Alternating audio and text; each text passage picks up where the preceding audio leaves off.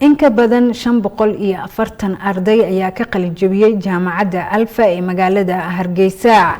xafladda qalin jabintooda ayaa ardaydaasi loogu qabtay isla magaalada Hargeysa waxayna noqonaysaa dufcadii 9aad ee ka qalin jabiyay jaamacaddaasi Alfa. fafaahinta warkani waxaa magaalada Hargeysa ee Somaliland inooga soo diray wariyaha RTN Maxamed Cumar Daariq. munaasabadani oo ahayd mid ay ku qalin jabinayeen in ka badan 540 arday oo dhamaystay kulliyadaha kala duwan ee jaamacadda Alfa isla markaasina noqonaya dufcadii 9aad ee ka qalin jabiyay jaamacadda Alfa ayaa munaasabad ballaaran waxaa lagu sameeyay magaalada Hargeysa. waxaana munaasabadaasi ka soo qayb galay xubno ka mid ah golaha wasiirada, xildhibaano, siyaasiyiin, aqoon-yahan, haween, dhalinyaro, marti sharaf iyo waliba waalidiinta dhalay ardayda qalin jabinaya. waxaana 540 arday ka qalin jabiyay jaamacadda Alfa kulliyadaheeda kala duwan ay isugu jiraan kuwa dhamaystay shahaadada koobaad ee digriga iyo waliba shahaadada labaad ee masterka, kuwaasi oo shahaadadoodana ka qaadanaya jaamacadda Likaloon ee waddanka Malaysia. waxaana ugu horreyn halkaasi ka hadlay gudoomiyaha guud ee jaamacadda Alfa Cabdiraxmaan Maxamed Maal oo ka warramay maraaxilkii kala duwan ay soo martay jaamacaddu, isagoo hambalyo iyo bogaadin u diray dufcadda 9aad ee ka qalin jabinaysa jaamacadda Alfa. nadiif waxa weeye uu xaalan yahay bulshada dhex gali doontaan dad xun oo waxa kale aan ka shaqeyn baa jira qabyaalad mooyaane. waxaan halkan soo jeedinaynaa oo idin leeyahay qabyaalada soo lama dagaalano soo dhinac kuma soo wada jeesano. okay taa weyn isku ognahay. waxaan isku ognahay oo kale oo iskula dardaarmayaa inaad wax kastaba samir inaad u yeelataan, inaydaan sal fululaan, hawl kasta ood gelaysaana inaad ka fikirtaan noloshiinnu inay maxaa dhahdaa qorshaysnaato. minidka iyo saacadda iyo bisha inuu ku qorshaysnaado oo aan wax dhayli kaaga tegin noloshaadu qorshaysanaato. arrinta kale ee doonayo inaynu la dagaalanno waxa weeye waa mukhaadaraadka noocu doonaba ha noqday. markaa waxaan idin leeyahay waan idiin ducaynaynaa waalid haddaanu nahay, marti sharafta halka fadhidaha dhammaantood hadday yihiin guulaysta baanu idin leenahay. goob kasta oo tagtaan waxaan idin leenahay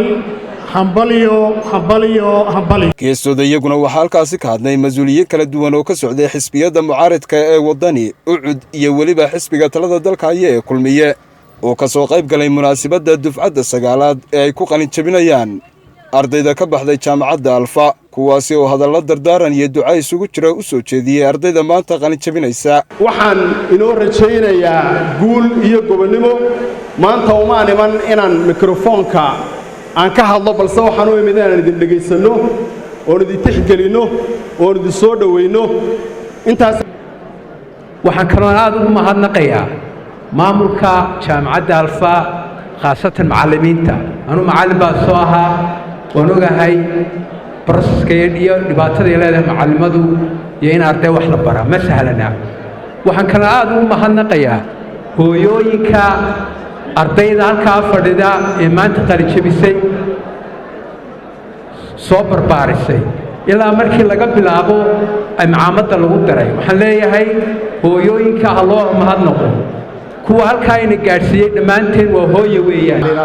siiwa ama digrii qaata ama si gaara isu bara oo bugaag akhriya, labadaba waxa weeye waa mid idin faro weeyaan. maanta waxaan hubaa oo aan saaka arkay markaan soo socday inaanay xafladdu halkan uun ahayn ee maanta magaaladoo dhan baa Alfa ahayd. gawaadhida ay ku xardhan yihiin sawirrada ardayda qalin jabinaysa ayaa koona walba marayey. marka halkan uun kumaynu xafladayna, horta maanta magaaladu Alfay wada ahayd. waxaan u mahadnaqayaa maamulka jaamacadda iyo macallimiinta oo iyaguna ardaydan tacabka geliyey oo muddada ay gacanta ku hayeen heerkaas soo gaarsiiyey. ilaahayna subxaanahu wa tacaala ajar iyo xasanaad ha idinka siiyo. tacabka iyo isgarabtaagga iyo dadaalka aad ardayda gelisay. iyaguna waxaa halkaasi ka hadlay wasiirada wasaaradaha shaqada iyo arrimaha bulshada, wasiirka dastuurka iyo weliba wasiirka wasaaradda cadaaladda Somaliland, kuwaasi oo hambalyo iyo bogaadin u diray ardayda maanta loo fadhiyo munaasabadda qalinjabintooda. runtii farxad bay ii tahay inaan idin kala soo qayb galo maanta madashan ay ku faraxsan yihiin in ka badan arday gaadhaysa ilaa 300 oo arday sida iga muuqata madasha. runtii waa markii waxaan isleeyahay shanaad ama afraad ee aan alfa ardaydeeda ka soo qayb galo. ujeeddadan kale waxa weeye sanad walba waxaa soo baxa in ka ku dhow 10,000 oo arday oo aqoon-yahana kana mid noqda aqoon-yahaniinta jamhuuriyadda Somaliland leedahay. waxaan kale u mahadcelinayaa mas'uuliyiinta jaamacadda alfa iyo macallimiinta inoo soo saaray ardaydan quruxda badan.